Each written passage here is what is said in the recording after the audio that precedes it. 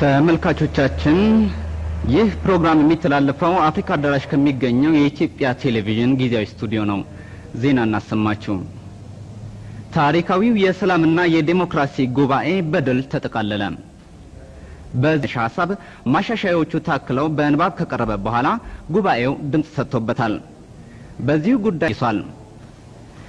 ከዚህ በኋላ ጉባኤው በሽግግር መንግስቱ ምክር ቤት ውስጥ እያንዳንዱ ድርጅት ሊኖረው የሚገባውን የወንበር ብዛት በተመለከተ ውይይት ቀጥሏል።